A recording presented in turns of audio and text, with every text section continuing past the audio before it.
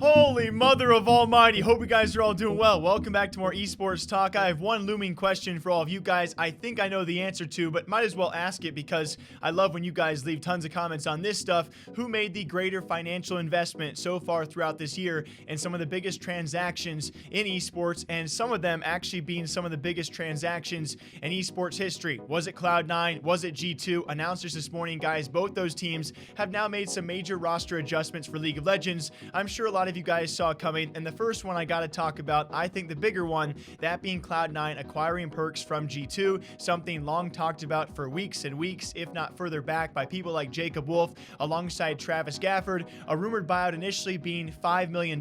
Certainly was probably a bit lower, as Jacob Wolf did hint to, but still probably a few million just to get him on the roster, let alone the salary. Cloud9 have now announced one of the biggest roster signings in League of Legends history when it comes time for acquiring G2 Perkz. Is he going to be worth what Jack Etienne says at the beginning of their video, $11.75 million? Was he trolling? Was he being real? Either way, no matter what the number is, it seems in the realm of possibilities. No matter if he is joking or not, the number is very, very high, but Jack says 11.75. Okay, yeah, I see. 11.75 million? All right, yeah, let's do this thing, man. Okay, you got it. And then, of course, you guys throw in there the fact that Cloud9 built a colossus in CSGO under Henry G. They revealed the salaries for the next 3 years, committing around $6 million to that CSGO roster. And then that really paints the picture, if this is true around Perkz and 11.75, you can build an entire CSGO roster for 3 years and then sign Perkz for 3 years for twice the amount. That's just crazy to compare in itself. Of course, you bring in G2 as well, though. G2 acquiring Nico for CSGO, one of the bigger moves we saw in Counter-Strike throughout the entire year. Able to sell Perkz for a nominal figure, of which they are partying on friendly terms, by the way, and Perkz wanting to actually leave Carlos and the organization. And then they land a crippling blow to I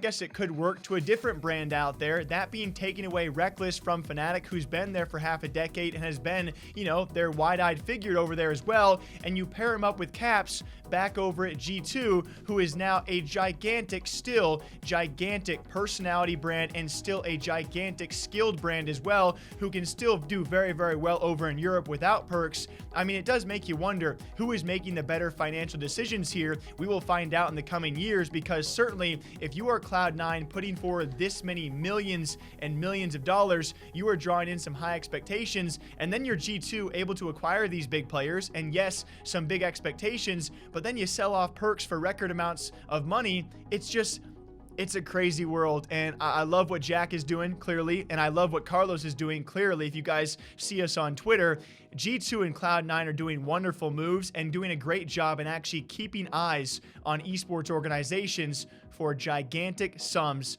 of money. It is just utter madness. You got the Cloud9 Colossus, you got Cloud9 Perkz. Of course, you got to pay all the other players as well on the roster. Then you got G2 acquiring Nico, selling Perkz, and still getting Rekkles to join the rest of the roster in League of Legends. I mean, there are millions and millions of dollars on the line, and you got to start thinking. G2, it's expected over in EU to at least make it out of groups in Worlds. North America, a bit of a more difficult mission to do so, but if you're going to pay that much money for a guy like Perkz, you not only have to run the table in North America, and then once you make Worlds, you got to make some extreme moves, or so you would think, to actually make this investment worth it. We will see if they can do so, because that is a lot of Cloud9 Stratus memberships to sell in order to pay that kind of lump sum.